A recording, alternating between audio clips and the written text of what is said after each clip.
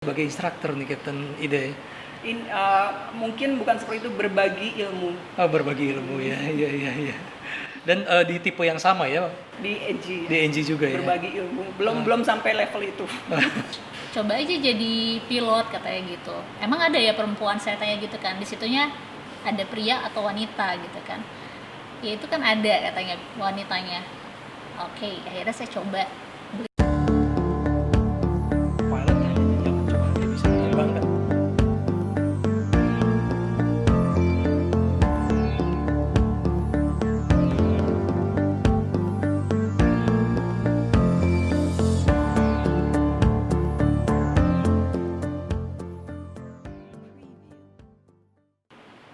Kedua narasumber kita bekerja di tempat yang didominasi oleh pria. Pencapaian tertinggi di karirnya pun sudah mereka dapat. Beliau adalah Captain Ida Fikriah. Apa kabar, Captain? Baik. Selamat datang di obrolan aviasi, Captain. Terima kasih. Dan selanjutnya yaitu Captain Sarah Widianti. Apa kabar juga, Cap? Alhamdulillah baik. Sehat-sehat juga ya, Cap ya. Sehat. Terima kasih nih udah ada waktunya untuk datang di obrolan aviasi kali ini nih, Cap. Sama-sama. Gitu. Waduh, ini Captain Ida pakai baju overall nih ya. Mengingatkan pada saat waktu belajar di Taruna atau gimana, Cap? Iya, untuk tema hari ini kebetulan saya diundang oleh IPA, Ikatan Penerbang Alumni Curug, di mana saya adalah salah satu lulusan dari Curug. Dan untuk mengenang masa-masa pendidikan di Curug dahulu, kalau kita terbang saat masih latihan adalah menggunakan overall, maka hari ini saya menggunakan overall. Oh, pakai overall juga ya, Cap ya? Oke, boleh diceritakan nggak, Cap? Gimana sih sampai Captain Ida ini bercita-cita sebagai pilot? Gitu, gimana, Cap? Sebenarnya sih tidak ada kekhususan untuk menjadi seorang pilot di dalam diri saya dulu itu. Kenapa akhirnya memilih jurusan penerbang adalah saat lulus SMA yang saya harapkan dari diri saya adalah saya bisa dapat sekolah yang baik, lalu bermanfaat bagi orang banyak, lulusannya mudah diserap di berbagai bidang, terus beasiswa juga. Jadi kebetulan waktu itu nyoba beberapa sekolah yang sifatnya adalah kedinasan. Oh, baik.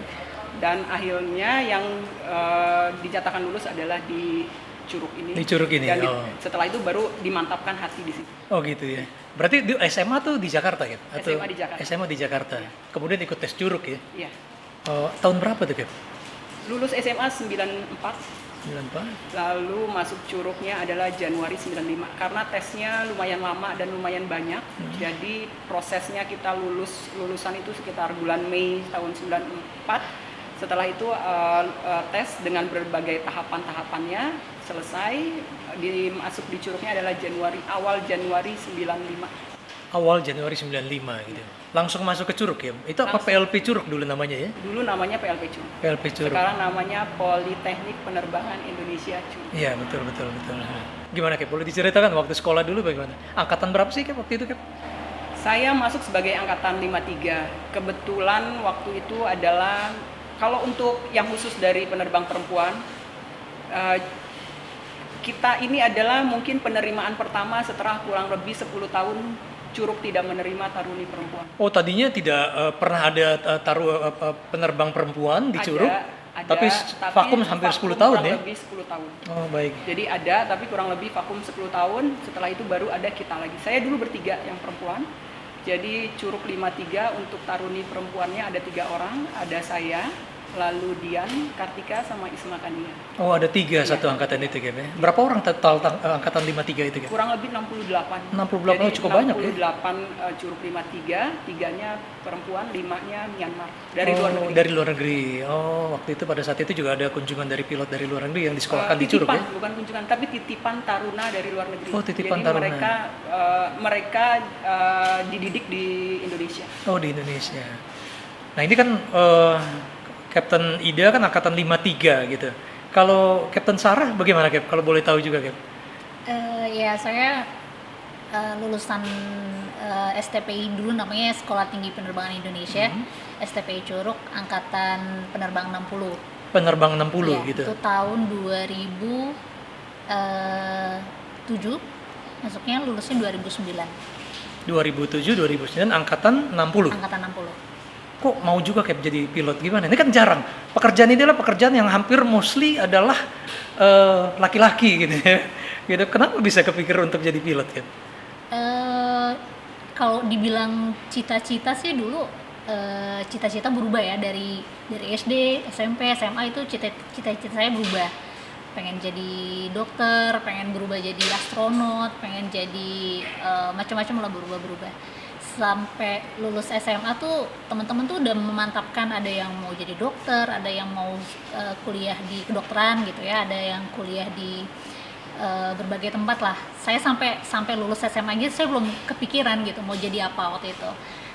Pokoknya waktu itu saya cuma pengen meringankan beban orang tua. Saya pengen nyari sekolah yang dulu namanya SPMB, jaringan negeri, saringan negeri atau yang kedinasan gitu. Jadi saya coba itu, saya coba SPMB, ternyata saya gagal. Terus akhirnya saya coba sekolah kedinasan juga. Salah satunya di STPI Curug juga itu. Terus ternyata tahun 2007, saya lulus SMA 2005. 2005 kemudian langsung masuk Curug atau sempat bekerja dulu saya dengar dia. Iya, jadi Ya, 2005 ini menarik saya nih. daftar. 2005 saya daftar Curug itu tidak langsung ke jurusan penerbang gitu. Jadi waktu itu saya daftar, saya juga baru tahu jurusan-jurusan di STPI itu ada apa aja. Tahun 2005 itu belum buka, maksudnya sedang tidak ada pembukaan untuk jurusan penerbang. Oh, oke. Berarti maksudnya prodi yang lain ya? Ada prodi yang lain ya, iya. seperti teknik ya dan atau pengatur lalu lintas udara ya? lalu lintas atau yang dinamakan ATC itu. Nah, saya ngambilnya tahun 2005 itu saya ambil prodi teknik pesawat udara. Oh, ambil teknik pesawat udara. Iya. Apa karena orang tua dulu juga di Kebetulan, teknik ya? Iya, ayah Saya saya dengar dulu, maksudnya ayah saya seorang engineer, jadi saya memilih untuk coba-coba itulah gitu. Baik. Terus sistemnya kan tesnya sistem gugur, Betul. agak lama juga. Jadi yang kalau kuliah swasta udah pada masuk kuliah, ya di STP itu masih program tes. Saya sampai Karena tadi tesnya juga cukup lama ya, Captain Ida ya? Iya, betul. Hampir 1 tahun juga ya waktu itu ya? 6 bulan. 6 bulan ya, hampir 6 bulan ya? Oke, sampai kemudian? kelulusan tuh kalau pas saya 1 tahun jadinya. Oh, 1 tahun ya, oke. Jadi yang kalau orang-orang kuliah itu udah masuk semester pendek, saya masih baru ada hasil kelulusan. Nah, di saat itu hasilnya kurang beruntung, jadi saya nggak lulus. Oh, jadi nggak lulus ya Nggak pada lulus saat di pertama tes di teknik itu iya, ya? nggak lulus. Terus saya juga nggak bisa kuliah swasta karena kan sudah mulai program pendidikannya sudah berlangsung. Sudah berjalan semuanya. Akhirnya saya meluangkan waktu dengan bekerja. Bekerja selama 6 bulan. Terus ternyata di tahun 2008 STP Curug buka pembukaan lagi. Saya daftar lagi. Tadinya mau daftar itu lagi, teknik pesawat udara lagi gitu. Karena ya saya kan udah pernah coba sebelumnya tesnya. Terus ternyata pas mau daftar ada jurusan penerbang itu. Oh, pada saat itu buka sekarang Ada. jurusan penerbangnya ya? Betul. Saya coba daftar karena saya nanya gitu sama bagian pendaftarannya saat itu, jurusan yang favorit lah ya, jurusan favorit atau yang bagus apa gitu kan. Terus coba aja jadi pilot katanya gitu. Emang ada ya perempuan, saya tanya gitu kan. Di situnya ada pria atau wanita gitu kan. Ya itu kan ada katanya wanitanya. Oke, akhirnya saya coba beli formulirnya, saya daftar. Tesnya kurang lebih hampir sama jurusan yang sebelumnya, tapi bedanya ada ada tes bakat terbang di bagian akhir. Oh, ada tambahan bakat terbang ya? Bakat terbang. Oh, baik. Setelah itu saya ikutin semua program tesnya sampai akhir. Alhamdulillah ternyata masuk, dan baru masuk STPI-nya Januari tahun 2007. 2007 di angkatan ke-60 tadi itu. Betul. Dari angkatan 53 sampai ke 60 ada lagi Captain Ida? Tidak. Untuk Ada. penerbang perempuannya ada juga ya? 56 ada, Oh, 56 juga ada di angkatan 56. 58 ada, Oh, baik. tapi 59 ada. 59 nggak ada. Jadi Oh, jadi memang tidak begitu banyak ya untuk penerbang wanitanya ya waktu itu ya. Oke. Kemudian gimana, Kapten Ida, selama sekolah di Curug ada kejadian-kejadian atau bagaimana sih? Bisa diceritakan nggak? Kalau kebetulan sih yang saya alami seperti normalnya yang lain alami, maksudnya general normalnya orang yang alami. Kalau ditanya ada yang berkesan, semuanya pasti berkesan dan meninggalkan memori tersendiri gitu. Cuma kalau ditanya apa yang paling berkesan pertama adalah ketika pertama kali kita bertemu sebagai taruna dan taruni, itu yang paling berkesan karena apa? Semua yang ada di luar sana kita tinggalkan. Kembali mungkin seperti suasana sekarang kali ya, new normal. Kalau dulu mungkin new life, jadi yang dulu mungkin di SMA seperti ini, terus sekarang harus masuk asrama, harus masuk dengan segala macam pakai seragam, atribut dan segala macam ya waktu itu ya, pola pendidikannya dan lain-lainnya itu. Jadi kalau sekarang istilahnya new normal, kalau dulu kita adalah taruna baru. Dan saya dengar juga selama kependidikan itu berlari dan segala macam ya di sana ya.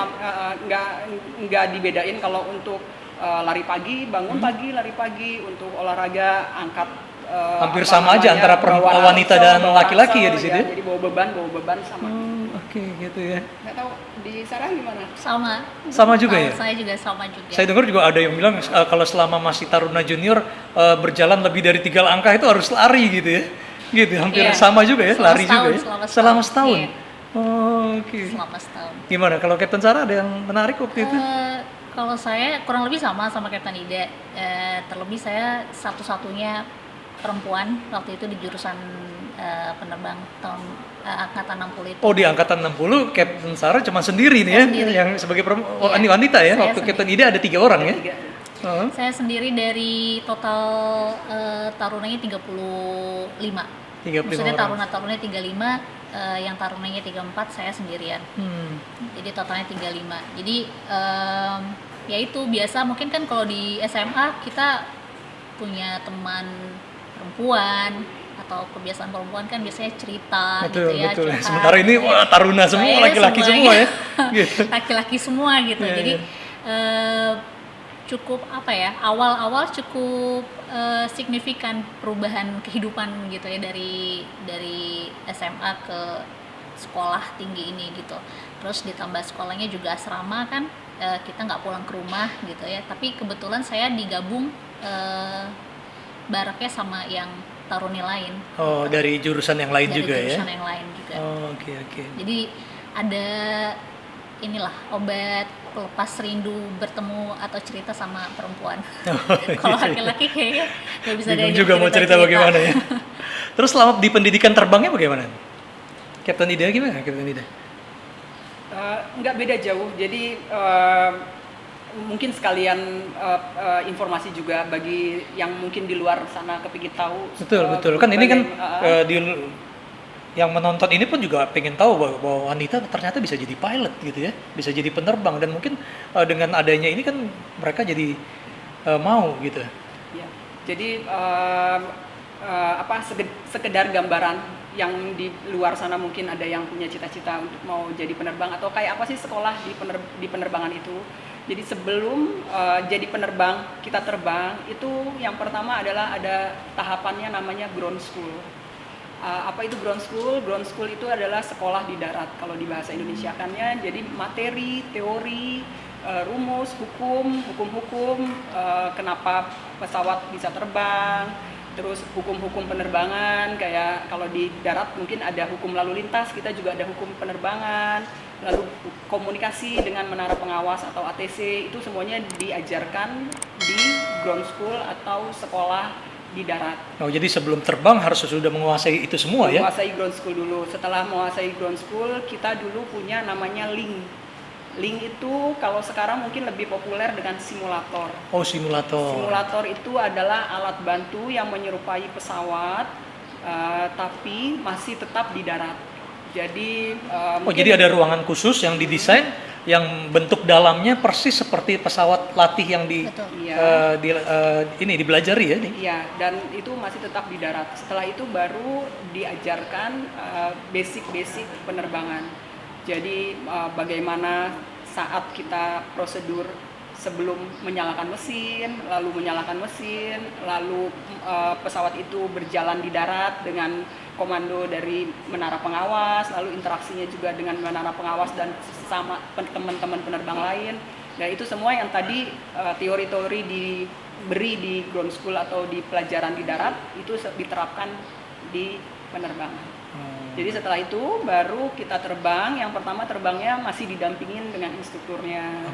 Setelah didampingin dengan instrukturnya dinyatakan sudah layak untuk terbang sendiri, baru boleh terbang sendiri. Oh, itu yang disebut dengan terbang solo ya? Nah, itu yang disebut dengan terbang solo. Solo itu bukan solo daerah, tapi solo adalah solo sendiri. Benar-benar terbang sendirian gitu ya? Benar-benar terbang sendiri.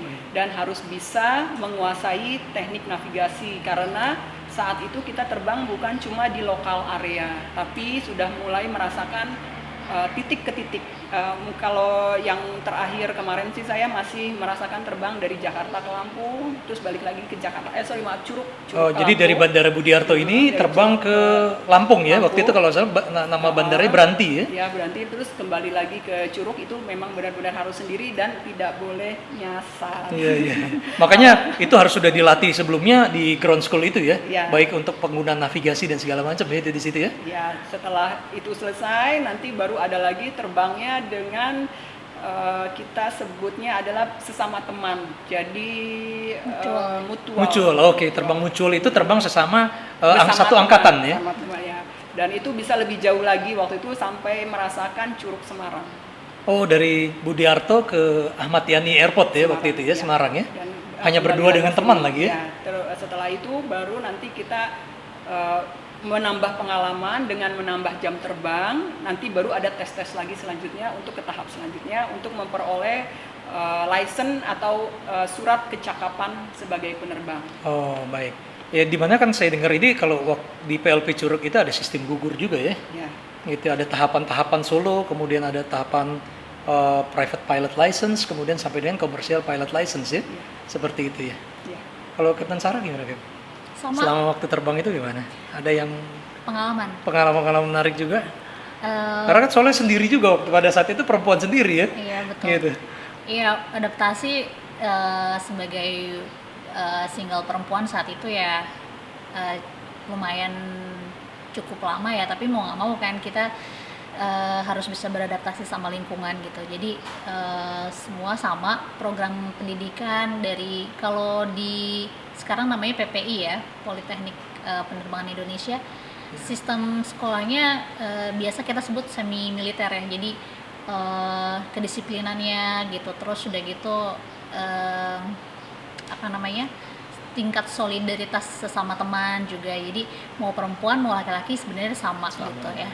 Dan pada saat terbangnya sendiri nanti gimana? Sama. Jadi kalau misalnya kayak mutual terbang berdua, ya saya sendiri sama teman-teman yang laki-laki juga. Jadi tidak ada perbedaan gender di situ, perempuan atau laki-laki. Jadi kita dinilai berdasarkan kemampuan kita sendiri gitu. Maksudnya berdasarkan kemampuan sebagai seorang penerbang pastinya ya.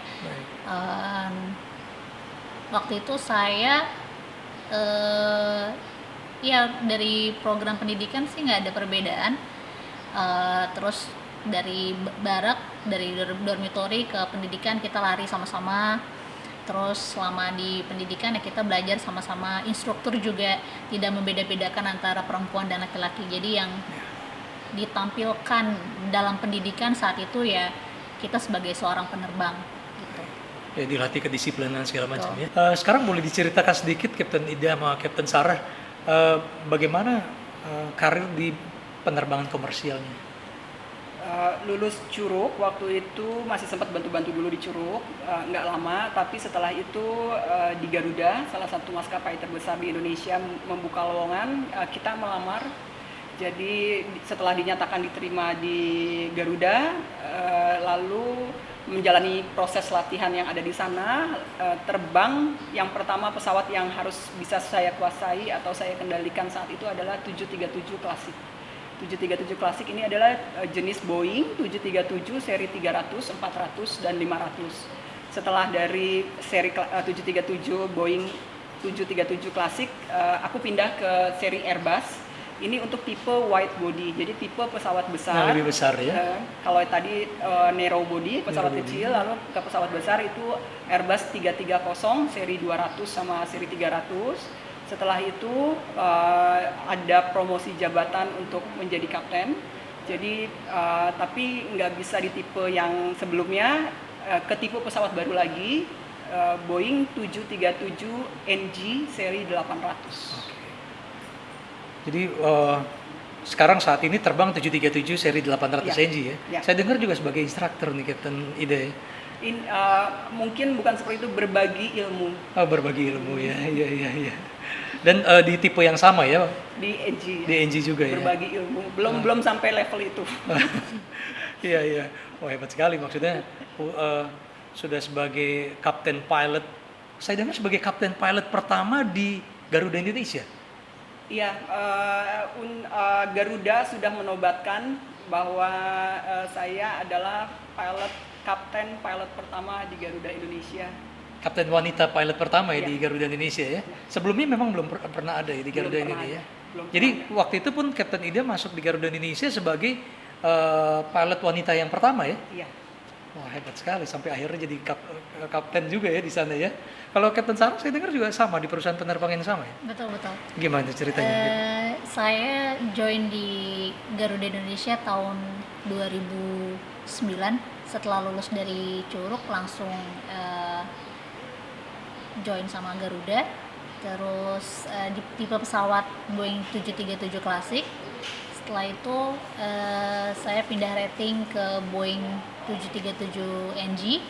Setelah itu saya jadi first officer di wide body Airbus 200-300. Oh, hampir sama dengan Kapten Ida waktu itu ya, Iya. sempat pernah terbang di pesawat yang wide body tadi ya. Betul. Terus ya ada kesempatan untuk naik jabatan. Ini agak beda sama Kapten Ida. Saya ngambil di tipe pesawat CRJ 1000. CRJ 1000. Betul. Itu ya kurang lebih saya baru 2 tahun. 2 tahun sebagai 2000. kapten pilot wanita di CRJ juga Betul. ya. Sama juga di sana di tipe yang CRJ juga sebagai kapten pilot wanita yang pertama juga ya, yang Betul, di Garuda tipe, ini ya. di tipe untuk pesawat tersebut ya. Oh, di pesawat CRJ Iya. tersebut ya. Sebelumnya tidak ada pilot wanita juga ya di tipe CRJ ya. Untuk first officer-nya ada. Oh, first Untuk officer-nya ada. Captain pilotnya baru saya. Oh, baru Kapten Sarah ya. Waduh, hebat sekali. Ini dua-duanya menyandang sebagai kapten pilot pertama ya, wanita ya. Terus bisa diceritakan lagi nggak? Ada kejadian-kejadian menarik nggak selama terbang di penerbangan komersial? Kapten Ida? Mungkin kalau itu kita bisa ceritanya off the record. Karena semua yang dialami di dalam penerbangan itu pasti punya memori tersendiri. Jadi kalau ditanya bagaimana pengalamannya, semuanya berkesan. Terus yang paling berkesan seperti apanya adalah ya tentunya pasti bilangnya kayak gitu, pertama kali terbang duduk di pesawat sebagai penerbang itu yang paling pertama kali berkesan. Karena apa? Karena yang saya hadapi sekarang adalah real pesawat beneran. Kalau kemarin-kemarin mungkin kita masih belum ada penumpang, belum ada tanggung jawab lebih. Kalau sekarang ingat, kamu mengoperasikan alat yang menuntut kedisiplinan dan tanggung jawab yang tinggi. Jadi mulai dari alatnya, lalu isi-isinya semua tanggung jawab kita. Ya, apalagi sekarang posisinya sebagai kapten pilot ya. Nah, semua kan kapten bertanggung jawab ya terhadap awak kabinnya dan juga terhadap penumpangnya ya. Gitu ya. Kapten Sarah, gimana Kapten Sarah? Ada sesuatu yang menarik?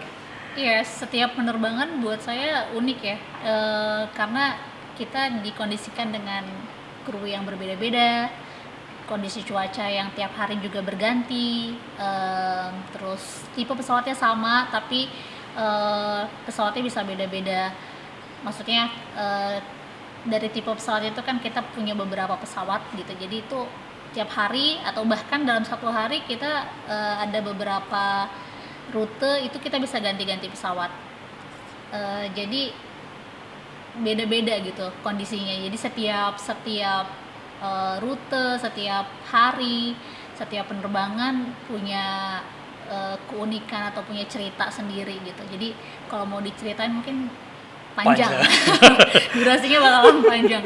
Setiap hari Iya. unik menurut saya. Baik, baik, Dan baik. itu serunya menjadi seorang pilot buat saya itu juga salah satunya, karena kita ketemu sama orang yang ketemu sama kru yang punya karakter yang berbeda gitu. Tapi itu semua kalau dalam dunia penerbangan dijadikan satu karena kita punya SOP, dan satu SOP itu SOP itu standard operating procedures ya. betul. Jadi antara pilot dengan cabin crew itu punya satu SOP, itu yang tidak maksudnya itu yang membuat kita jadi satu goal gitu. Ya, saling bisa bekerja sama antara awak kokpit dan awak cabin ya, Betul. seperti itu ya. Oke. Mungkin sekarang ini ya sudah sampai dengan pencapaian sebagai kapten pilot. Ada nggak harapan-harapan lain ataupun target-target yang belum tercapai? Gimana kira-kira? Kalau di dalam karir pasti inginnya meningkat terus, karena apa? Teknologi penerbangan itu berkembang terus. Jadi bukan cuma di dunia penerbangan, tapi semua teknologi itu berkembang. Jadi kalau ditanya makin ke depan makin banyak pesawat tipe baru, makin ingin menguasai ilmunya dan makin ingin menguasai pengoperasian pesawat tersebut. Lalu kalau ditanya gimana, ya Karena pesawatnya juga makin canggih ya, Gap, makin ya? canggih, teknologinya makin canggih, dan selalu belajar. Jadi setiap hari kepinginnya meningkat. Kalau ditanya sekarang, aku kepingin terbang kembali lagi. Kalau sekarang kan masih NG itu sebenarnya udah besar, udah termasuk pesawat yang berat, tapi ada lagi yang lebih berat. Nah, targetnya adalah kalau bisa ke pesawat yang lebih besar lagi dan lebih canggih lagi. Oh, jadi sebagai kapten wide body tadi ya, gitu ya. Perbedaan wide body dan narrow body ini kan perbedaan antara lorongnya ya. Lorong untuk yang narrow body itu satu lorong, untuk yang wide body itu dua lorong ya, seperti itu ya. Kira-kira seperti itu. Oh.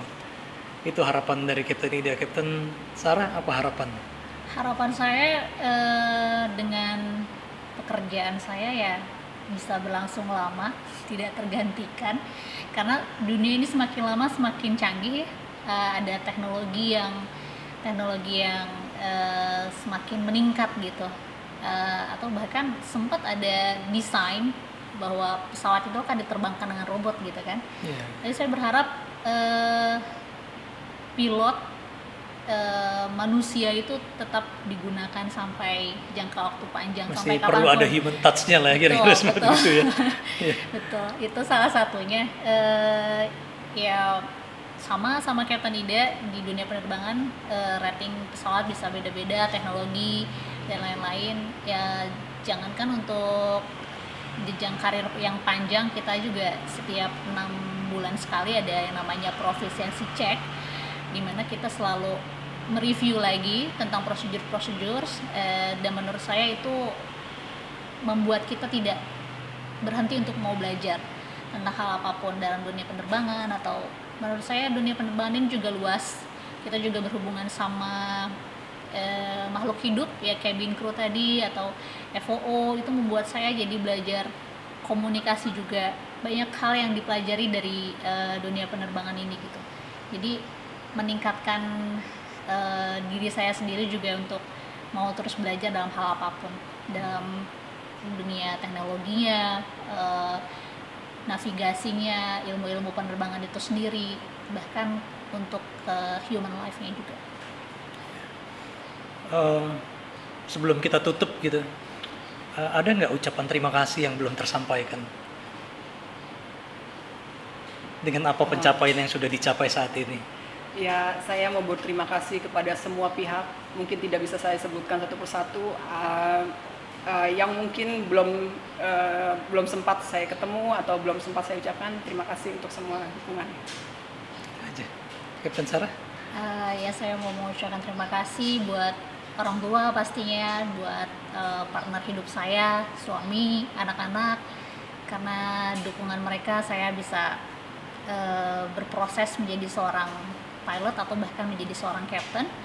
Dan terima kasih juga untuk Kapten Ida, karena beliau termasuk salah satu motivator saya menjadi seorang penerbang di saat saya sudah sekolah ya, karena sebelum masih SMA kan saya belum ada bayangan untuk menjadi seorang pilot, tapi once saya sudah mengikuti pendidikannya, saya fokus di dunia ini. Dan saya melihat senior-senior pilot perempuan itu tangguh-tangguh, terus mereka yang membuat motivasi buat saya selama sekolah ya, dan rekan-rekan lainnya yang ada dalam hidup saya pastinya yang nggak bisa saya sebutin satu-satu. Ada pesan buat generasi muda ataupun generasi milenial kita ini, Captain Ida? Pesannya kalau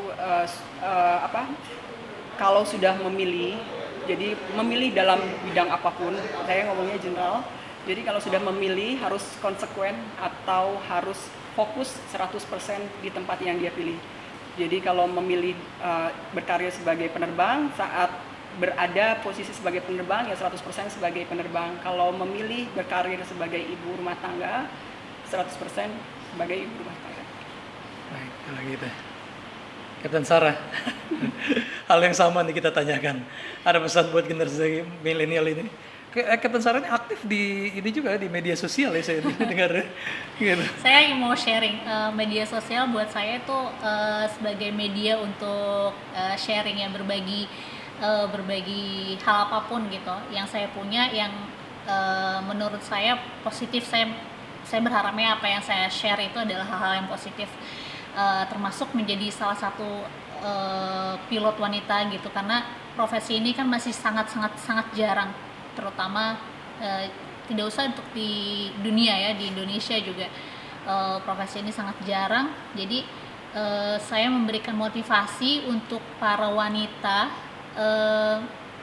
bahwa pekerjaan itu tidak tergantung dari gender, tapi itu semua dilihat dari kemauan kita, kemampuan kita, dan pastinya juga kalau Tuhan sudah berkehendak ya, dia mau jadi pilot atau yang lain, ya wanita juga bisa gitu. Yang pasti harus disiplin, tanggung jawab, sama kerja keras. Ya pesan saya intinya kurang lebih sama Captain Ida. Kita harus totalitas dalam hal apapun. Mungkin ada yang tidak bisa ditolak dari seorang wanita, bahwa kodrat wanita itu someday akan menjadi seorang istri, someday akan menjadi seorang ibu. Dan di saat ketika menjadi seorang ibu, ya tapi di saat tetap menjadi waktu kerja ya fokus saat kerja, dan waktu di rumah dia harus fokus gitu sama apa yang ada di rumah. Itu saja sih. Baik, kalau gitu. Terima kasih sudah datang Captain Ida, Captain Sarah. Sama-sama. Ya, semoga harapannya dapat tercapai, kemudian pesan buat generasi muda dapat berguna bagi kita semua. Baik, akhirnya kita akhiri obrolan aviasi kita saat ini. Jangan lupa subscribe, like, dan komen di bawah ini. Terima kasih. Terima kasih. Ya.